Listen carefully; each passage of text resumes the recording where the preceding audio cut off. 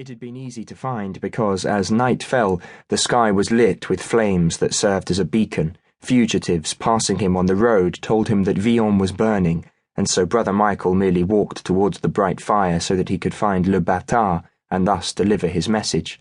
He crossed the valley nervously, seeing fire twist above the town walls to fill the night with a churning smoke that was touched livid red where it reflected the flames. The young monk thought this was what Satan's sky must look like. Fugitives were still escaping the town, and they told Brother Michael to turn around and flee because the devils of hell were loose in Vion, and he was tempted, oh so tempted, but another part of his young soul was curious. He had never seen a battle. He had never seen what men did when they unleashed themselves to violence, and so he walked on, putting his faith in God and in the stout pilgrim's staff he had carried all the way from Carlisle. The fires were concentrated around the western gate, and their flames lit the bulk of the castle that crowned the hill to the east. It was the Lord of Vion's castle. That was what the abbot at Paville had told him, and the Lord of Vion was being besieged by an army led by the Bishop of Lavence and by the Count of La Bruyère, who together had hired the band of mercenaries led by Le Bâtard. Their quarrel? Brother Michael had asked the abbot. They have two quarrels, the abbot had answered, pausing to let a servant pour him wine. The Lord of Vion confiscated a wagon of hides belonging to the bishop, or so the bishop says. He grimaced, for the wine was new and raw. In truth, Vion is a godless rogue, and the bishop would like a new neighbour. He shrugged, as if to admit that the cause of the fighting was trivial. And their second quarrel? The abbot had paused. Vion took the Count of La Bruyère's wife, he finally admitted. Ah, Brother Michael had not known what else to say. Men are quarrelsome, the abbot had said, but women always make them worse. Look at Troy, all those men killed for one pretty face. He looked sternly at the young English monk. Women brought sin into this world, brother, and they have never ceased to bring it. Be grateful that you are a monk and sworn to celibacy. Thanks be to God, Brother Michael had said, though without much conviction. Now the town of Vion was filled with burning houses and dead people, all because of a woman, her lover, and a cartload of hides.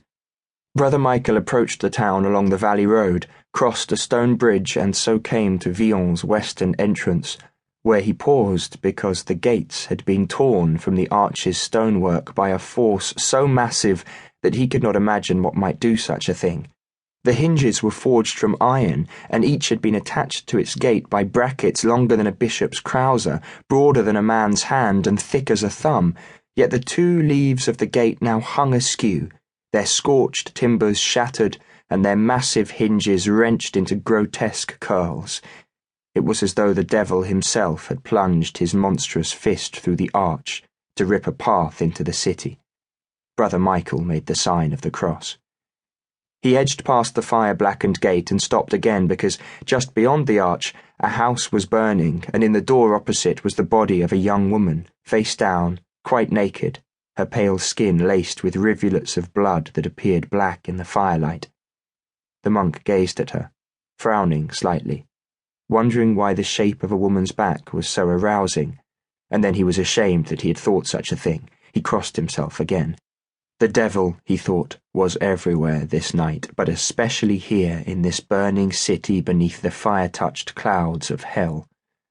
Two men, one in a ragged mail coat and the other in a loose leather jerkin, and both holding long knives, stepped over the dead woman. They were alarmed by the sight of the monk and turned fast, eyes wide, ready to strike, but then recognized the grubby white robe and saw the wooden cross about Brother Michael's neck, and ran off in search of richer victims. A third soldier vomited into the gutter. A rafter collapsed in the burning house, venting a blast of hot air and whirling sparks. Brother Michael climbed the street, keeping his distance from the corpses, then saw a man sitting by a rain barrel where he was trying to staunch the bleeding from a wound in his belly. The young monk had been an assistant in the monastery's infirmary, and so he approached the wounded soldier. "I can bind that up," he said, kneeling, but the wounded man snarled at him and lashed out with a knife, which Brother Michael only avoided by toppling sideways. He scrambled to his feet and backed away.